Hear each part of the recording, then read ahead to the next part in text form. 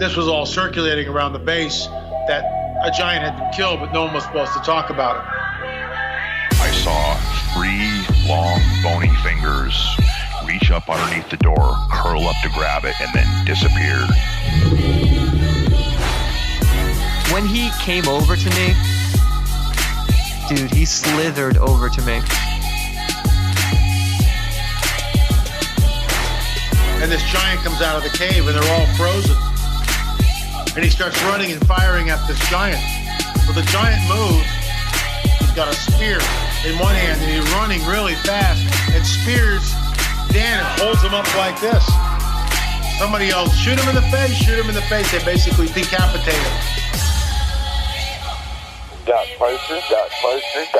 When he got about 15 yards away from me, I raised that 12 gauge and I blowed his head off. I feel something pulling at my leg, and I look over and there are 2 small gray entities pulling at me. And they're literally, I'm getting pulled off the bed. I reached my hand into this bush and I touched air. Couldn't breathe and I couldn't move because I know I'm seeing a monster.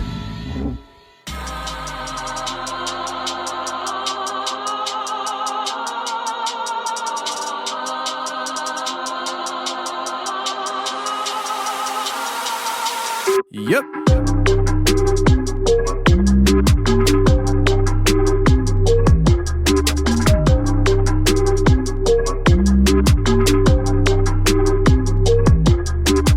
Welcome to the show, everybody. You're listening to The Confessionals. I am your host, Tony Merkel. Thank you for being here. If you've had an encounter or a story you'd like to share with me on the show, go ahead and shoot me an email. My email address is theconfessionals@theconfessionalspodcast.com. That's theconfessionals@theconfessionalspodcast.com. Or go to the website, theconfessionalspodcast.com, hit the contact section, and you can reach me that way as well. Either way works for me. Just get a hold of me. And if you want more of the show every week, on Thursdays, we release a bonus episode to members only to the website. So if you want more of the Confessionals and gain access to all the previous episodes that were member shows and all the future member shows, go to theconfessionalspodcast.com, hit the join button, and become a member today. Now, we got a couple of announcements for you this week. First off, I want to let you guys know we are doing a really cool raffle. You see, a friend of mine who runs the company called House Wolf Projects sent me a custom placard that's 20 inches wide of my logo for my office. It's a wooden placard that he makes in his wood shop,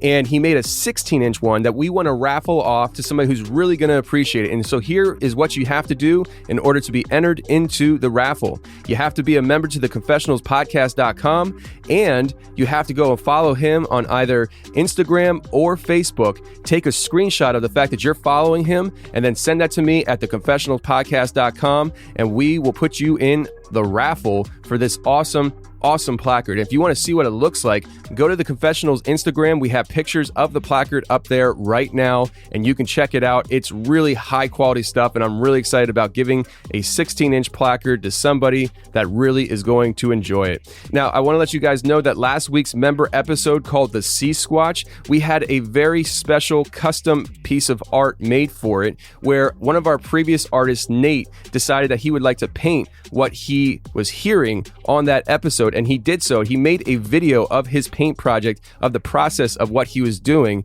and you can go ahead and check that out on Instagram, and he's tagged in it, so go ahead and follow him on Instagram because he comes out with some really amazing paintings, and he is an awesome friend of the show, and he absolutely deserves a follow if you enjoy art. And just a quick reminder, we do have Hammer Lane Legends. That's a podcast between me and my dad, and it's a very similar format to the Confessionals, only we're talking to truckers, police officers, firemen, EMTs, people who drive for a living and have some crazy and wild experiences out on the road. They come on Hammer Lane Legends to share those experiences with me and my dad. It's a fun show. We have 14 episodes out right now, so if you want to have more content to listen to coming out of the Merkel camp, go and check out Hammer Lane Legends. It's on any podcast app, or you can go to hammerlanelegends.com. Now, let's get to the business. We have Chris coming on the show this week, and Chris was convinced to enter into a seance that kind of went sideways and had long-term repercussions for him throughout his life. So let's get to Chris right now.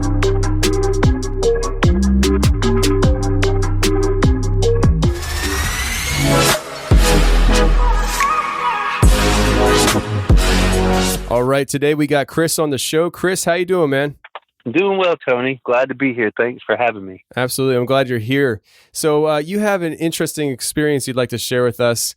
And it's basically you, and I think you said a friend or a couple buddies or your brother were, basically talked into getting involved in a seance that kind of had some long-term repercussions. So why don't you just walk us into how did this all unfold for you? What were you doing, and why did you even think that it would be a good idea? Right.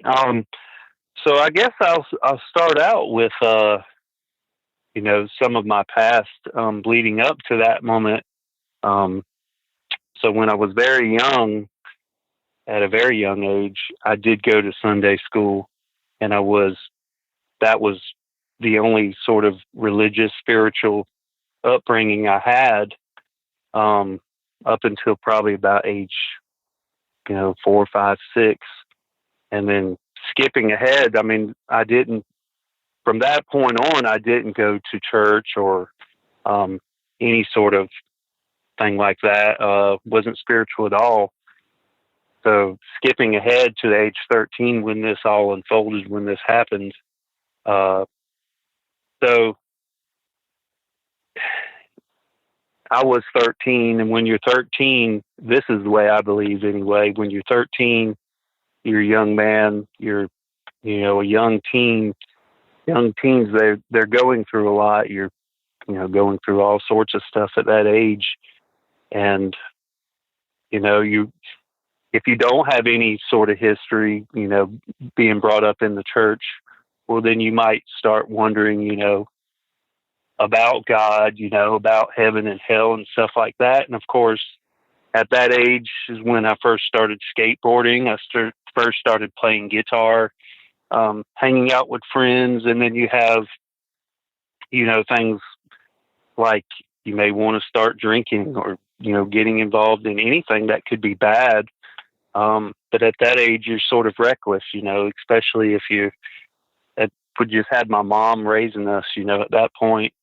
And she was gone a lot, waitressing, during the day and sometimes at night. So we were left home to do as we would, be careful if we would. And if we wanted to be mischievous, we could too. And I had a lot of wild friends at that particular time, especially in the skateboarding crowd.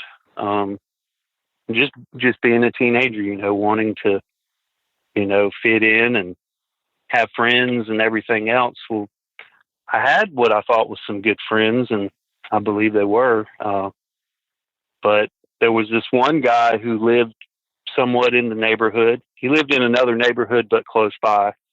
And I'm not going to mention his name, but we'll just say that his name was, the evil one. We'll say that.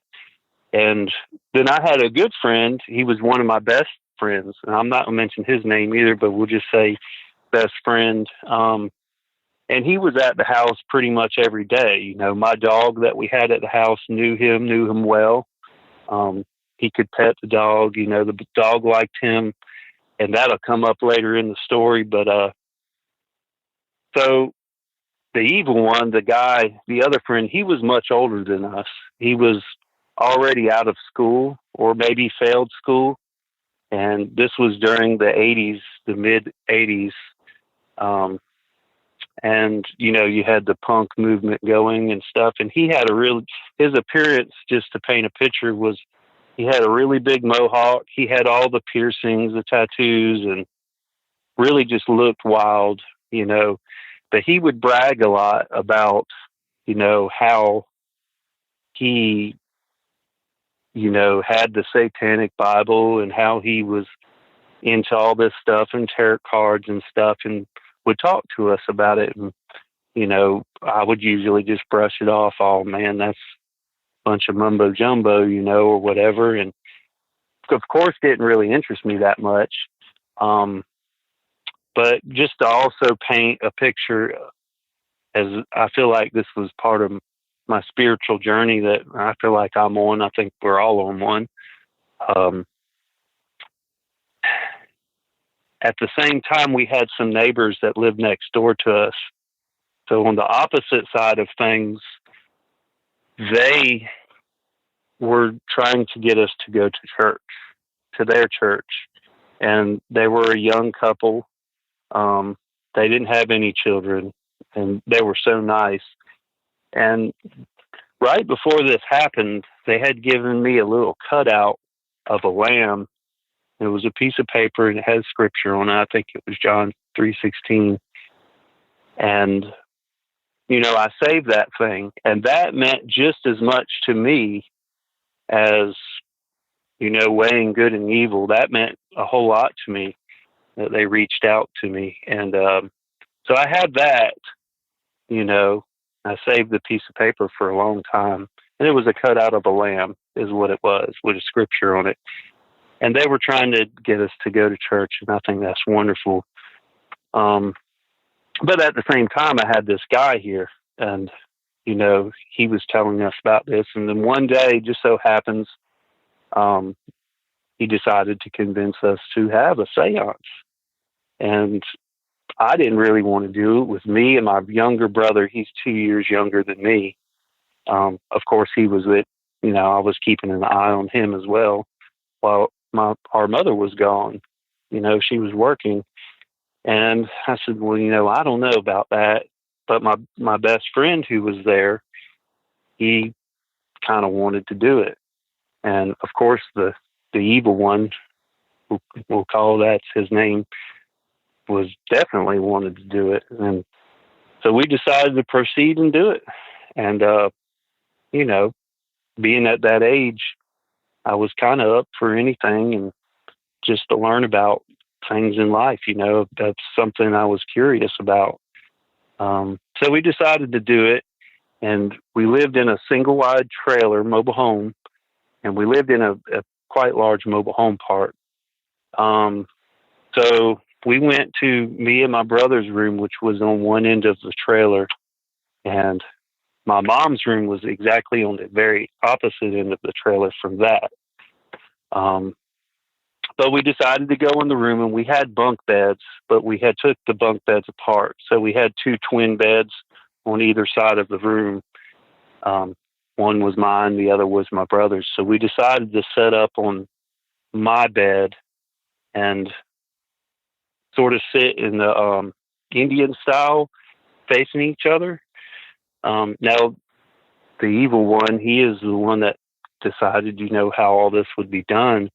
And I didn't really think anything would happen with it or anything like that. But he sat up against the wall. The bed was up against the wall. So he sat up against the wall. I sat beside him to his right. My brother sat directly across from me to the evil one's left. And then there was no room for the fourth person, which was my friend. So we pulled up a chair, and he sat in the chair facing the evil one. So all that was said is that he was going to call back a man or young man that had hung himself in the shower. And I didn't know who he was talking about or anything like that. And we're like, okay. And he said, well, you just need to concentrate. And that's really the last thing I remember as far as what took place before it all happened. And I remember thinking to myself, well, I'll do what he said. I'll concentrate on this. And, so what happened to me, as the story begins, so what happened to me is I just remember concentrating, and the only way I can describe it is all I can feel, it felt like the largest mountain in the world had fell on top of my head, and it got completely dark. And in a way too, it felt like, I don't know how long I was out for. I just know that I was out, and I can't really tell you how long. It doesn't seem to me like it was a long time, but I really didn't have any grasp of time, I guess, in that moment. And I can't even describe how that felt, that feeling. It wasn't as if I got knocked out or I blacked out. It wasn't like that at all to me. It really felt like the heaviest mountain in the world was on top of me, completely trapped, and it was dark. So I wasn't scared. I didn't have fear. I just didn't know what had happened to me. And not long after just that initial feeling, I saw a light, and it got brighter and brighter and brighter till when it got to its brightest point, I was lifting up my head and opening my eyes. Now, when that happened, the first person I saw was directly across from me, which was my brother. And to this day, I've never seen him that fearful in my whole life. He was crying and shaking and just totally eat up with fear. So that I felt very compassionate about towards him. Immediately, I looked to my left after that, and it was the evil one. And his face was not his own face at that point. His face actually had contorted into the most evilest smile that you could ever imagine. And he was hissing and he was growling, and his hands were in the shape of the rock and roll horn devil sort of sign with your hands, Yeah. both in his lap with his palms upward. And he was, mostly hissing, but also growling. And his face, I just cannot describe how scary that looked at the time. But the oddest thing ever was that I had completely no fear whatsoever. In fact, even to this day, I feel like something was helping me, being an angel, the Lord. I don't know. I've asked some preachers about it because, I'm very happy of the experience because, for one thing, it led me down the road that I took, throughout life. And I always call it my spiritual journey. But, I had no fear. And I felt like, of course, I didn't know what to say. I had no spiritual background. I couldn't throw a scripture at them or anything like that. Even now I wouldn't say, Jesus Christ's name at them. I mean, I just didn't have no background whatsoever besides Sunday school when I was very young. And just the times that I had went to church with family, when we were invited to go during Easter or Christmas. So I didn't know, but I guess in the purest sense, I felt like, something was helping me. And I knew that there was no reason to be scared. But I also knew the seriousness of the situation that was at hand, especially when I looked at my brother. So at that point, I turned to my right to look at my best friend. And at that point, he was foaming at the mouth, shaking. He was red, I guess, just from, muscles contracting and whatnot. And he just started shaking so much that he fell out the chair and rolled on the floor underneath the other bed that was next to this bed, and it was up against the other wall. And at that point, the whole bed was just moving. The bed was not moving by itself. He was making it move by all the craziness that was going on with him. And so bad to the point that he actually broke the 1x4 boards that were holding the box spring on. And the whole bed caved in. If we broke the bed, he broke the bed. So at that point, when that happened, he just tore out of there and he ran straight to the other end of the trailer to my mother's room where there was a bathroom. Now, he knew the trailer because he had been there before, so he knows the landscape of all the rooms. And he just started washing his mouth out with water in the sink. So immediately I followed him and I started asking him, what's going on, And he just acted like nothing was going on. Like, what are you talking about? There's nothing going on, that sort of thing. And, of course I knew that was a complete lie. And it seemed like an act to me, is what it seemed like to me. And, so there was a blood trail going from that room all through the house to where he was bleeding out his mouth. I don't know if he hit what happened, if he bit his tongue or if he hit his mouth on something. I'm not sure to this day, but I left the blood there so that when our mom came home, she can see, because I knew we had a crazy story to tell. But so that sort of things sort of subsided at that point, if you want to think it did, although to me it never did. There was almost like an electricity in the air of everything happened, just like they say on TV, like a spider webby type feel.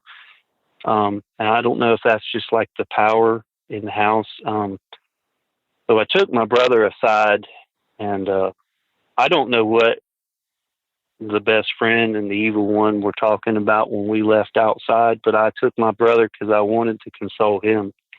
And we went outside, and everybody else's electricity was on. It just started getting dark enough to where you can see lights inside the house. And I took him, we walked out to the street. We walked off the property, and I asked him if he was okay. And then we noticed that the lights were out at our place. At the trailer, all the power was out except the houses next door. They had power. So I said, oh boy, we're in for it. I said, well, let's go back inside. I mean, I really didn't know what to do at this point.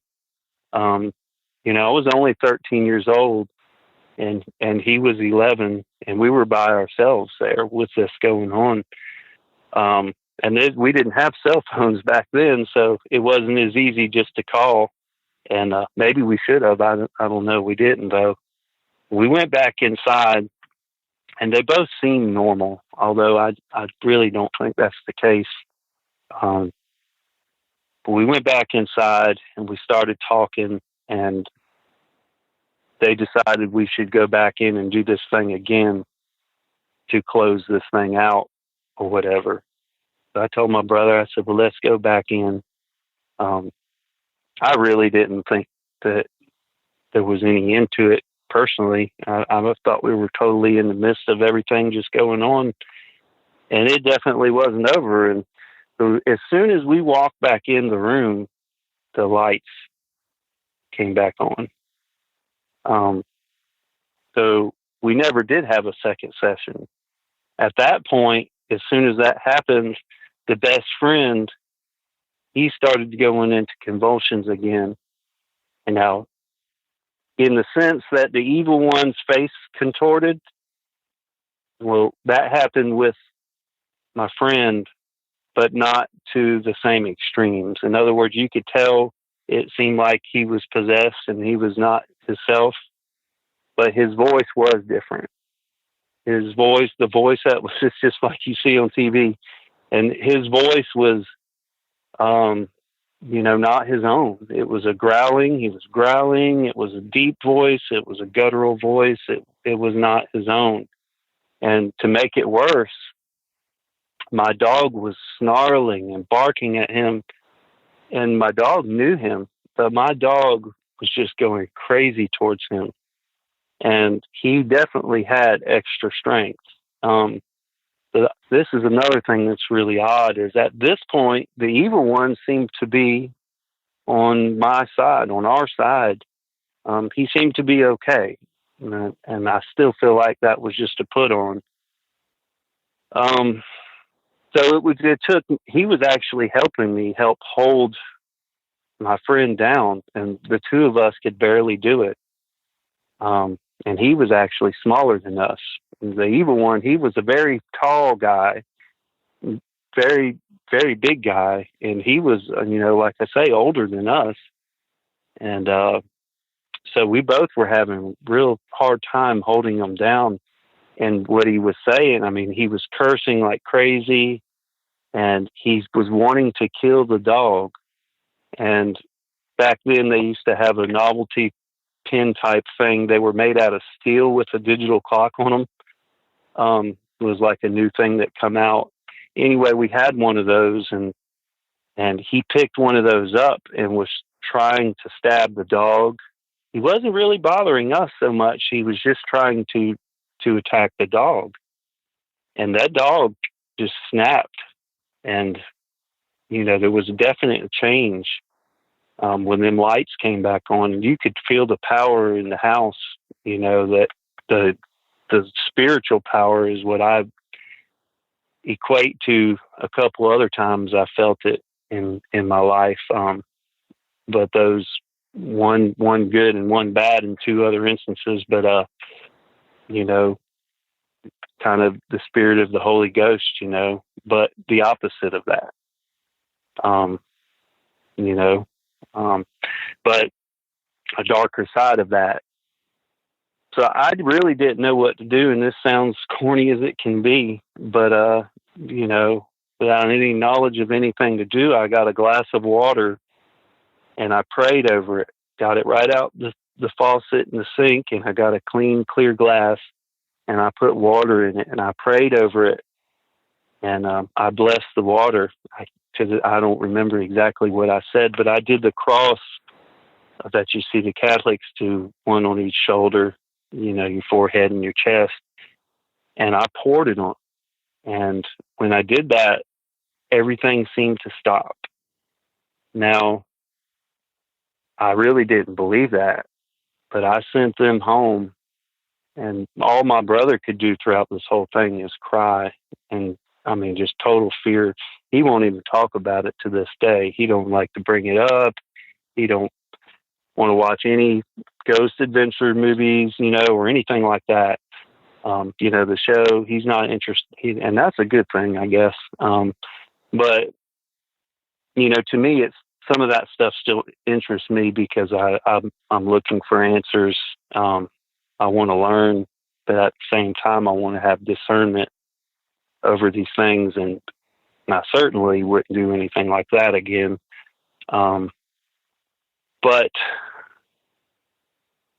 I sent them home, and I knew my mom was coming back home, and I showed her, the blood, and I'm sure after a long day at work, she didn't know what to think, she believed us.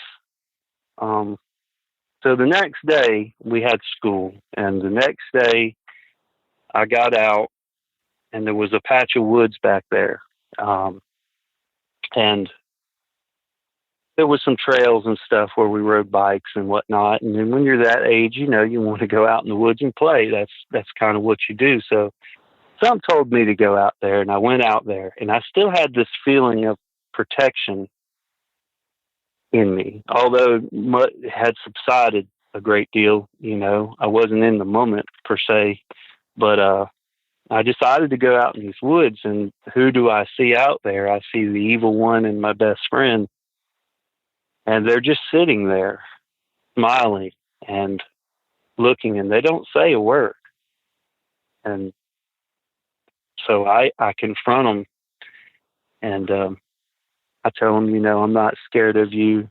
I know what you are. And things like that. I can't remember everything I said to them. They never said a word, but they had the most evilest look on their face, and just trying to scare you, I guess. I ended up leaving, and then a short time after that, I was riding my skateboard back on some roads back where we live, and there's a really old church with a really old graveyard, and they were in that graveyard walking around, just the two of them, with the smiles on their faces and not saying a word. They had no idea I would be there, riding by on my skateboard. And so kind of another interesting fact to this whole thing, shortly thereafter, we ended up moving to another state. This all happened in Savannah, Georgia. We ended up moving to South Carolina, near my aunt, with my aunt actually. And, it just was getting us out of a bad situation, out of a bad area. We were starting to get in trouble a good bit. My brother especially, and, just give us a second chance, you know. So I'm glad we did that. But oddly enough, we actually had that trailer moved to South Carolina and put up on a piece of property. And years later, one of my mom's boyfriends actually burnt that trailer down. Although it didn't burn all the way, you know, the fire department came and put it out. But to make it even more interesting, my uncle, who owned a construction company, he actually took that trailer to another piece of property and buried it. And somebody has now built a place on top of it. I don't even know if they know that or not. I don't necessarily associate the trailer to have any dark energy or anything, but just an interesting fact, I think. And that kind of is the whole story there in a nutshell there. But there was one other time where I had went, because my grandmother lived in that same neighborhood. So even though we moved, I still had family that lived there, my grandmother. And one time I had went back to see my grandmother years later, and I actually seen my friend, and he was a good friend of mine. We were never friends after that point, which is crazy. But I actually ran into him. By then I was driving, and I had a pickup truck, and I passed him on the road, and he was still riding a bicycle. And I could just tell, I said hello to him, and I can just tell that something wasn't right with him, you know, like there was still something going on. Now, whether that was him or that was something inside him, I'll never know. But I still believe the evil one. I still believe he's just as dangerous today as he was then, unless hopefully, you know, things changed for him or he changed his ways. I don't know. But I had remembered also talking to a friend, you know, after, you know, the internet came and you had Facebook and whatnot. And they said, yeah, I'm friends with him on Facebook. His nickname on there was Snake Charmer or something. And they had heard that maybe he had went to some institution, you know, like a mental type thing. But I do know as of recently, he had actually moved, just kind of doing some snooping. I know that he had moved closer to where I live. And although I definitely have no interest in ever talking to him or seeing him again, it's just kind of the saga of the whole thing, you know. I've asked a couple preachers, you know, about it. And it wasn't long after that I got involved in a church when we moved, the next state over. When we moved, I actually did get involved with a Baptist church, and I got saved and baptized at age 15. It wasn't long after that, and, you know, certainly started my spiritual journey on a much better note. But it's just that's pretty much. And I don't know whatever happened with my best friend. I think he started his own business, and I'm wanting to say he did. You know, he was doing well in that respect, but, you know, I don't ever know what happened past that point. And that's just sort of my first instance there. That's what happened. Yeah. I mean, it sounds like there was a whole lot of possession and stuff going on there. Is that what you identify it as? I do. I definitely identify it as that.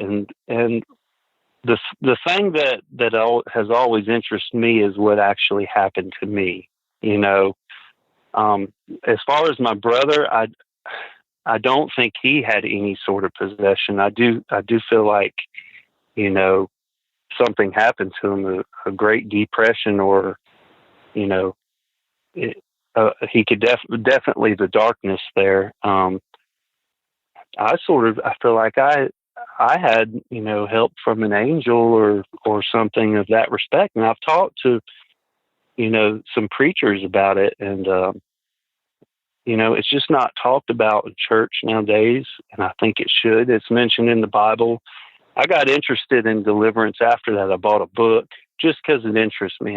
Because I got to thinking, why is that not mentioned as much today? You see it in the movies, but I think it's starting to come around a little bit more. But for me, it's true, and for me, it happened, and that was my first. Why do you believe in God? And I tell them, because I definitely believe in evil. So I kind of went at it from a backwards way, but, so in that respect, that's just the way it happened with me. Now, I did talk to a preacher one time. It was our African American church, and he said, "Well, come see me."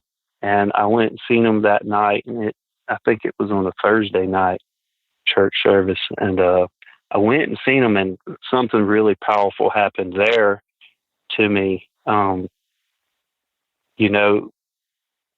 He talked to me about it, and I told him the whole story, just like I just told you. And he said, "Well, what I want to do is I want to pray for you, and we'll get out in the church and pray."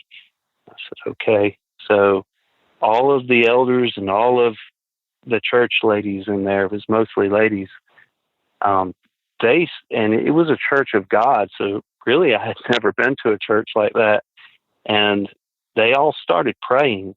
And what I noticed was, and they were running around the room and walking around the room and all praying for me. And, I don't know if I needed praying for, but they did that, and I was certainly accepting of it. And it was an awesome experience, because I'm not going to say it's the only time, but I want to say it's definitely the standout time where I felt like the Holy Ghost was there. And what I remember feeling, it was a great thing, but what I really remember feeling was the same electrical, just powerful feeling that was in the air. Just like when the seance thing happened, that same sort of power, but to me, I could tell you had, that was the light, and then you had the dark. Just something I learned through it all. And there was one other interesting thing that happened to me. I had a heart surgery when I was 6 years old, closed heart surgery. And then later on in life, they said, "Well, you probably have to have something else, about the time you turn 18. And I can't remember. It's been a good many years now, but I had an actual Gore-Tex stent put in me to fix some other issues that I had. And my mom, she worked at a grocery store, and the produce guy there, I don't remember his name, she had told him about me, in the hospital and everything. And his whole church started praying and for me, although I didn't know that. And then when I got out and everything went through just fine, I seen him up there at the store, and he said, my mom had told me that they were praying for me. So when I saw him, I thanked him. I said, "Thank you. My mom said y'all were praying." And all he did was look at me, and he said, "Well, I'm glad you're doing well." He said, "The most important thing to do now is do the right thing." And that's all he said to me, not with a smile or anything. And that's the only other time I felt like maybe an angel had visited me, was during that particular time. Anyway, because he just didn't seem himself. It didn't seem normal, And I said, "Well, that's kind of an odd thing to say. I didn't know I was really doing anything wrong, although I sin, and know we all do, but I wasn't sure why he said that. So I just thought that was an interesting experience. I said, "Well, I'm definitely going to listen to what he said. I'm going to try to do the right thing." Yeah, when you first emailed me, you emailed a couple of other experiences you had as well. And one of them is a beast head apparition that you saw. What happened there? it so seems I never had any sort of spiritual, paranormal things happen to me until after, age 13 when all this happened. And these are the things that I've had happen after the fact, and it was shortly after I was split up with my first wife, and I went to stay at a friend of mine's house, thankfully. And I was staying with him, and he worked a third shift job. And I worked a first shift job. So I was home when he wasn't, or I was asleep when I was gone when he was sleeping. We had the different schedules there. So one night, and there's really not a whole lot to this story. Interesting enough is, I was just sitting in the chair, and now I don't think there's any sort of history to his place. He doesn't live there no more, but I was sitting in the chair, and I just felt like something was looking at me. I was watching TV, and kind of out my peripheral vision, I felt like I just had the feeling somebody was watching me, or something was watching me. So I turned and looked, and it's kind of odd to say this. I don't know if this has anything to do with it, but a lot of times when he came home, and I might still be up because I would be, a late night owl. I'm not much of a morning person, but I like my nighttime hours. And the first thing he would do would put his hands in the doorway to the living room and kind of put his hands up on the inside of the door up high, and just kind of stand there and say, "How's it going?" And that's exactly where so I was kind of used to him doing that in that particular spot. But this night, of course, he wasn't there, and I felt like something was looking at me from that same exact spot. So when I turned and looked, it was the size of this is odd, but it was the size of a buffalo head, that big, and it was just the head and maybe part of the neck and shoulders, but mostly the head. And it was the color of a buffalo head. And I don't remember, I'm wanting to say that the eyes were just black, and he had teeth, not a long snout. Like I don't know much about the dog man or anything. I'm kind of just learning about, just hearing about all that, really. But it was more, I equate it more with a buffalo. It didn't have horns, very furry, and teeth, a very beast-looking creature. But the only difference is that it was more of an apparition in the fact that everything around it, the outline of it, was like a shadowy type of a mist, and it even had a tail of it, almost like a comet, has a tail.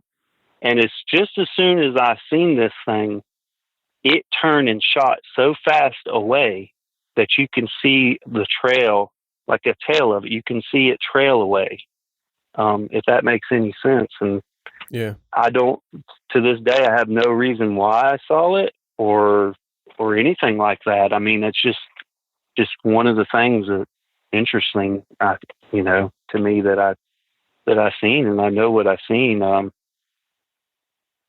Another strange thing that happened to me was I had a cousin who was 9 that passed away. He had a brain aneurysm, and I played guitar, and I used to play the song "Stairway to Heaven" a lot. I guess I was just learning the song at that particular time, and he would be, around us, and I never knew he liked hearing me play it. And his dad told me, yes, he loved when you played that song. And I said, well, I never knew that, it was just me playing, And when he did pass,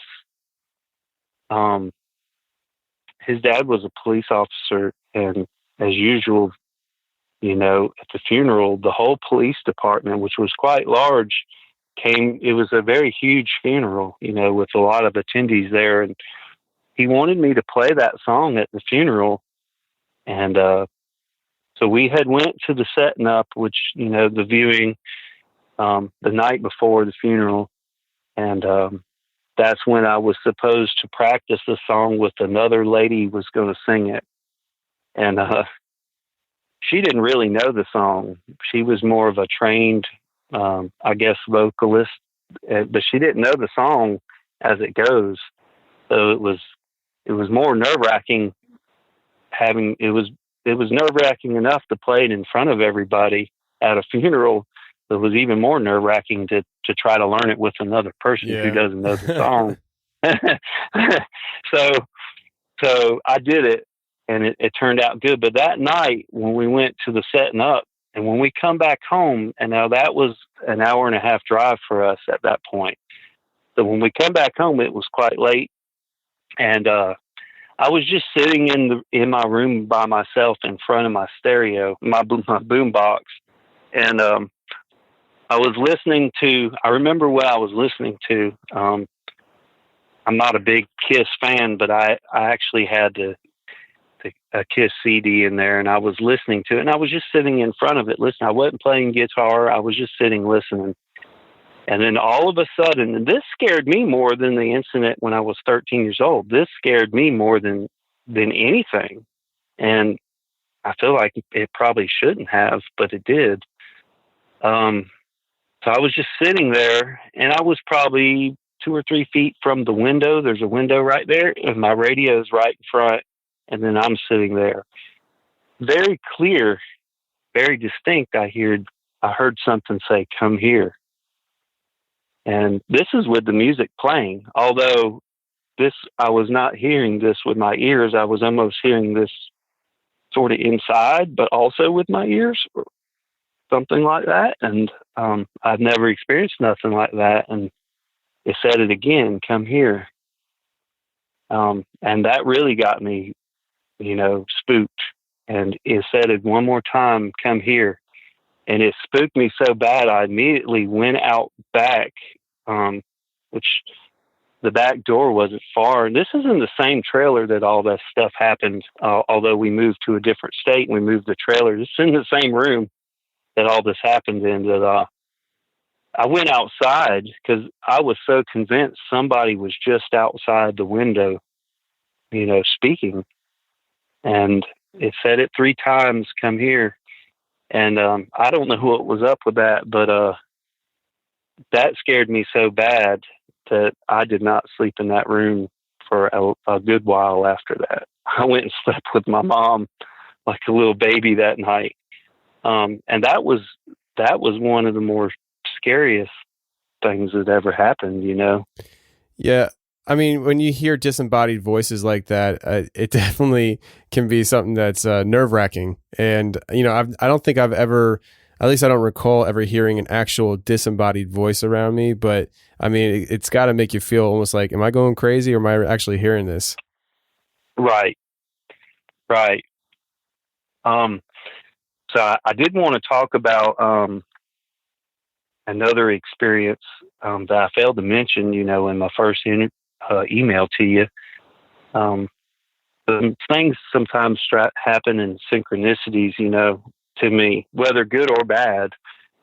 Usually, especially when good, you know, if you find yourself in prayer or studying something, you know, things will happen in synchronicity to almost speak to you, you know, in a good way. And I think this may be a good thing as well, because the culmination of it was my son being born. So this happened in 2014, and my wife was pregnant, and you know, it wasn't long. My son could be born any minute. I had been listening to some podcasts. I was listening to some dark stories and stuff like I'm telling now. You know, I was listening to a lot of that, and throughout the day, and I think a little bit during the night, and I went to sleep. I had work the next day. So I worked for a communications company, and, to have a bucket truck and everything like that. So I knew bad weather was coming. I didn't have no idea how bad it was going to be, but I went to sleep that night, and not all my life, but, for a good while there, I would have the same reoccurring dream. And it was always an old house. It was always just pure evil feeling, the house itself and what was in it. And I always did not want to go inside of it. This is in my dream. I always would find myself going inside of it. And every time there was 3 shadow beings, they had on what I would call robes, but you couldn't see any defining features of these 3 shadow beings, and they were dark. They were black. And never in any of my dreams prior to this, and maybe once a year, I would have this same dream. And every time, by the time I would see these shadow beings in the house, but right before there would be any confrontation with them, I would always wake up. And historically, that's always been my worst nightmares that I've ever had. They were always real bad. I always woke up in deep sweat, very scared. I don't know why I had them, but I did, and they were always the same. So that night before my son was born, I had this dream. The only difference is this time, as I was looking at the 3 shadow beings, caught me by surprise in my dream, and right behind me and was a bright white, wasn't bright white, but it was white. And I would say they were mist-like, the shadow ones, and also the white was right behind me. And when I turned around and I looked this thing in what would be its face, although it didn't have a face, that is when I woke up. But it was more of a confrontation this time with this thing. And that is when I woke up. And it by far was one of the most scariest dreams I've ever had.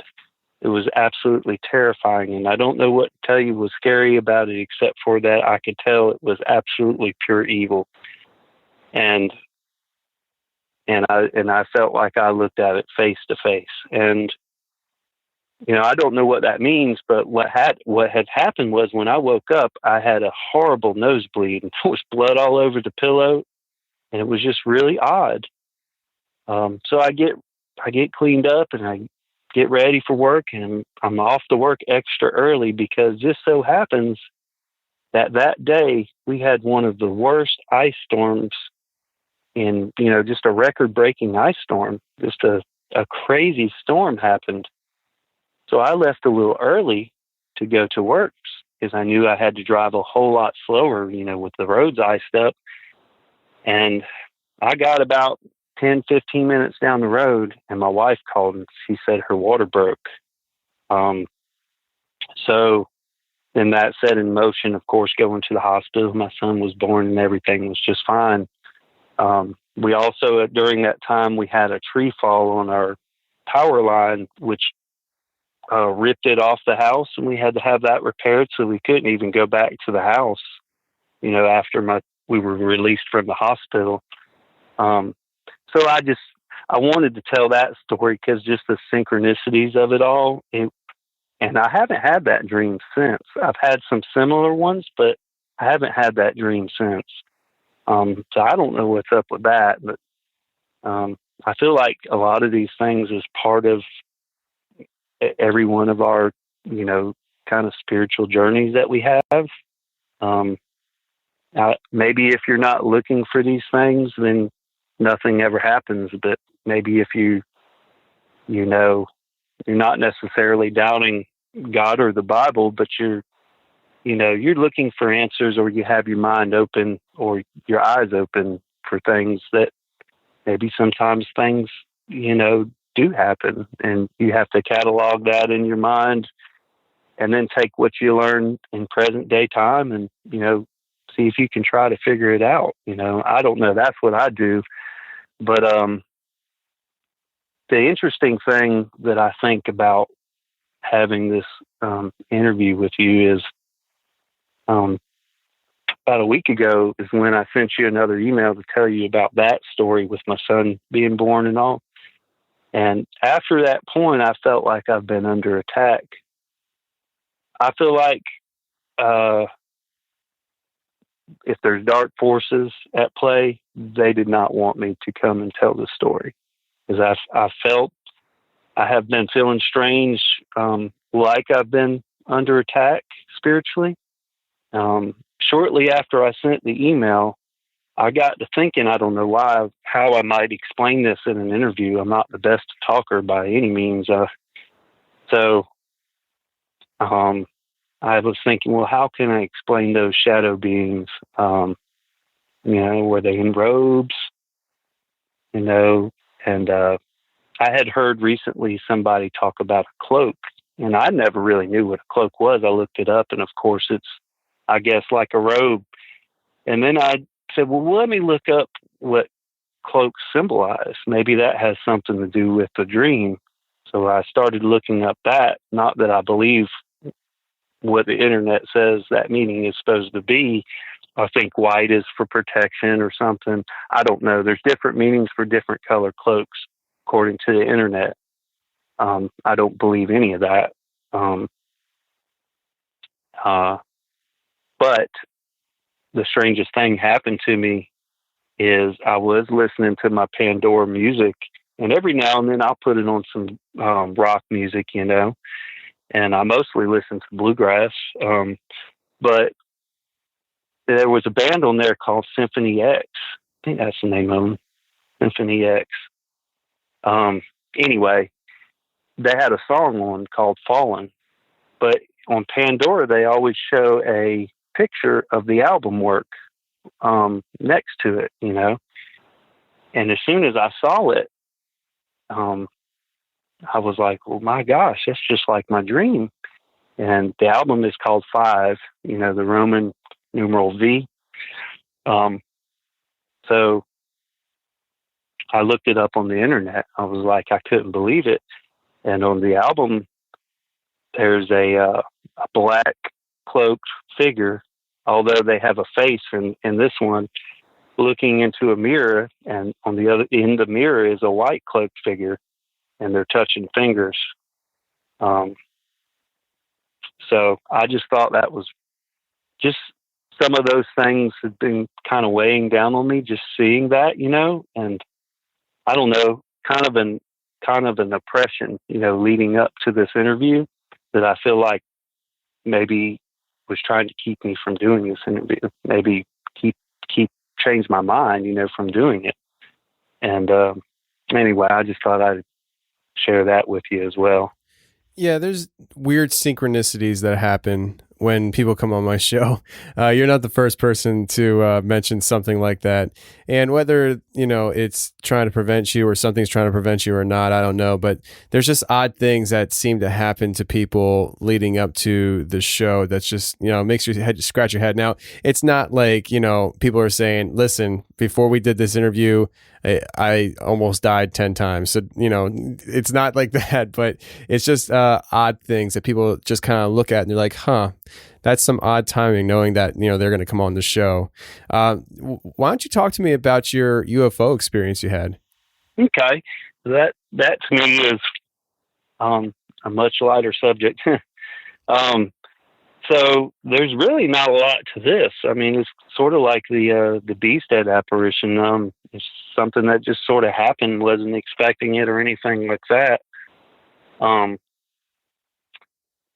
So this was right outside that same trailer where we had moved, the next state over, and we were just all standing out there. Me and our friends, our buddies, we were just all standing out there shooting a breeze, and I just so happened to be looking up in the sky at stars, and I always do that. I love looking at stars, and I definitely, research the UFOs and, phenomena and stuff like that. I'm very interested in that.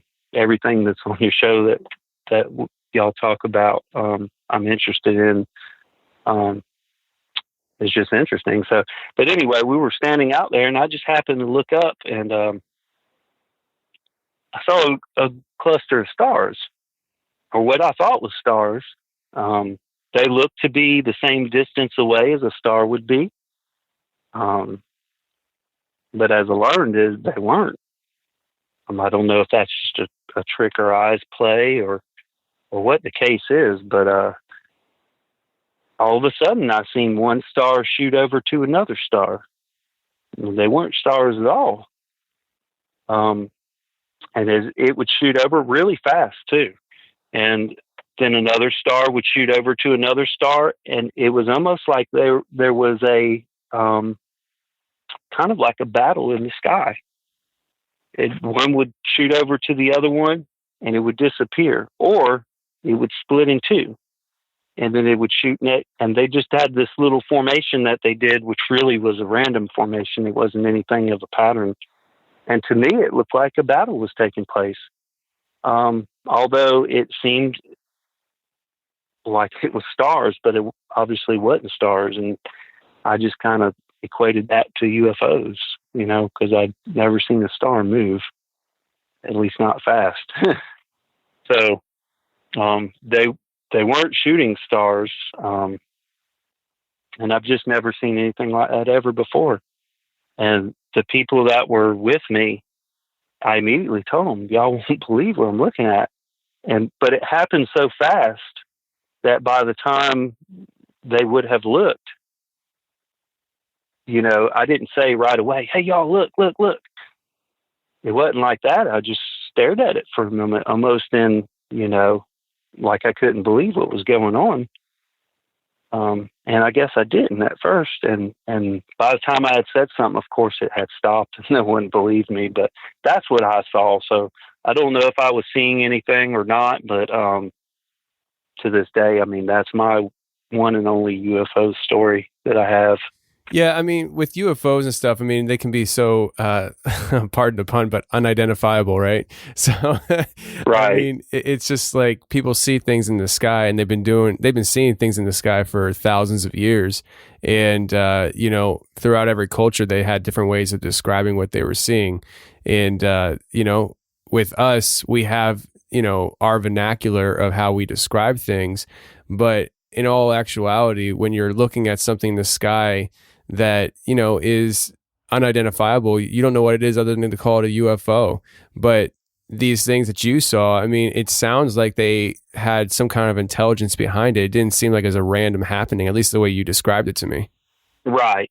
No, I've never seen anything like that. And to me, well, part of my belief, maybe because of my beliefs, I saw what would indicate my beliefs. I don't know, but I do think, the UFOs are the Nephilim in space and underwater. And, my perspective on that may change, but and I do think that there are, battles with maybe angels and them.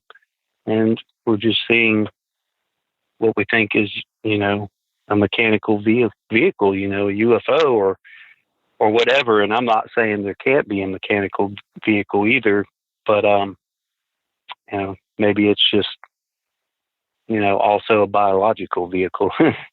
but yeah, that's what I saw. That's my only story on the UFOs. I wish there was more, of course. Now, sometimes, always if the stars are out, I got my eyes out for them. Yeah. Well, before we get out of here, I do want to kind of pick your brain just a little bit on what you just said, because I'm assuming if you believe that they're Nephilim, then how'd that happen in your mind? I don't want to put words in your mouth. How did that happen? Just from the history that you read in the Bible, with the flood, I know the flood happened to take them out, but it didn't take all of them out. I mean, that's just a lot of the research that I've done. I feel like you know, even the Bigfoot, I don't know, if I want to classify Bigfoot as a Nephilim or not. I kind of do, I kind of don't. But just because, for me, it's because of the angel aspect and the supernatural things that I seen when I was 13. I mean, with his face changing the way it did and the power, coming on and off, and the spiritual power that was in that room. It anything's possible. And why not? I mean, why not believe the most extreme things like that? I mean, certainly, if you believe the story of the fallen angels and the giants, they're not like us, and they definitely have special powers. And the cryptids and stuff like that. I don't know, different mutations of the Nephilim, things like that. It's something I'm very interested in, still, got my eye on. It's definitely one aspect, and then that I believe, it's just a hunch, basically. Yeah. I mean, what you're saying is basically that you believe that somehow, some way, because we know they survived the flood, that somehow they've survived it by going off Earth. Exactly. I mean, you hear stories about them going underground. They were so far underground you can neither see the top nor the bottom. They went down. We hardly research the ocean. The Earth is covered in ocean. I mean, you have the mermaids. I mean, they could definitely be below. And you hear stories about the UFOs being underwater or close to the water. Bermuda Triangle, things like that. I mean, you just got to think in terms of this Earth is gigantic. And if you have angels, good and bad, you have the supernatural involved. And just the sheer biological nature of what's on Earth, there's just so many things that's amazing that God has created. And if you can believe in that, if you can believe God has made, one of the redwood trees that are just enormous and huge, I mean, anybody's in awe when they see this stuff. Then if you flip the token over and if Satan and, the evil powers actually rule this earth, like it said, certainly there's amazing things on that side too, amazing, powerful things. And, you look at an alligator, that thing don't look normal. It looks like a dinosaur from way back, and it's been here for years, so it's hard to say, but I also feel like, that the Nephilim are coming back, and I feel like they do try to corrupt, God's people, the seed. And I have a lot of theories on all that, and it's mainly provoked by what I watch on TV and what I read, and then my past experiences too, Right. I just know that there's powerful things out there, and I don't want to be naive, going through this world and shrug things off. I want to keep an open. The one thing I do try to do is keep an open mind on all these topics. Yeah, that's the best thing to do. I mean, if you're not going to keep an open mind about these topics, then it's hard to navigate the waters. And I say that because when I first started doing all this stuff and really looking into things, I really tried to have an open mind. And because I really focused on it, I wasn't perfect at it, but because I was actively trying to have an open mind on things, it allowed me to connect dots down the road that I wouldn't have been able to connect if I didn't give some accounts and stories their due time and weight on my thoughts. And so, it's one of those things where keeping an open mind pays dividends down the road, if not immediately. Right. And I'm not one of those either that, makes my mind up and, that's that. I believe that, I could be wrong, and things may change depending on, but also I think it's very important to, obviously I'm a Christian and I want to stick to, what the Bible says. I want to lean on that rock, and have discernment, because there's a lot of trickery out there in the evil sectors of all this.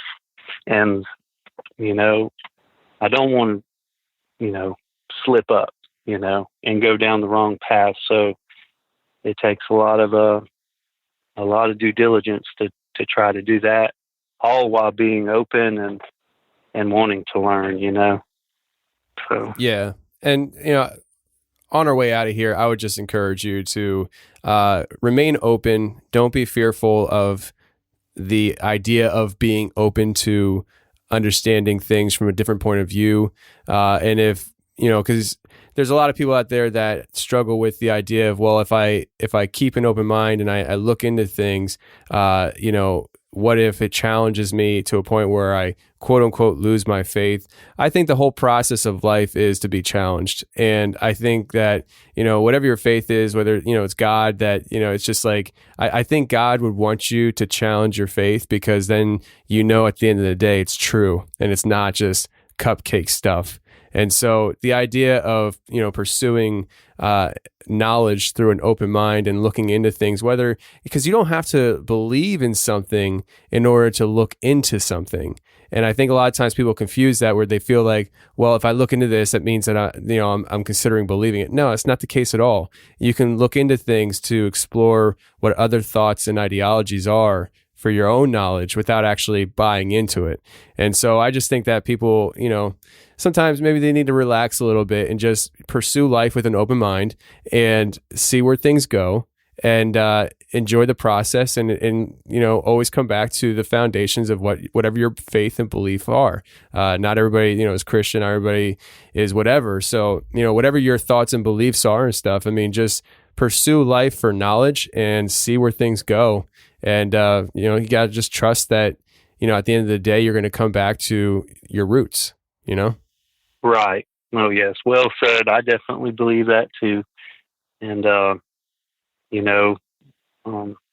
it's just a journey. It's a spiritual journey. And I learned one as you go live your life. Yeah. Yeah, life's a journey, man. Life is a journey. And it's a shame that a lot of people don't explore it and they don't enjoy it.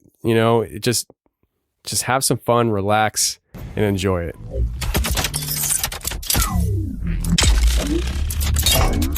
Well, that's the show, everybody. I really hope you enjoyed it. And if you did enjoy it, please share the show with your friends. Facebook, Instagram, Twitter, Snapchat, TikTok. I don't care where you share the show.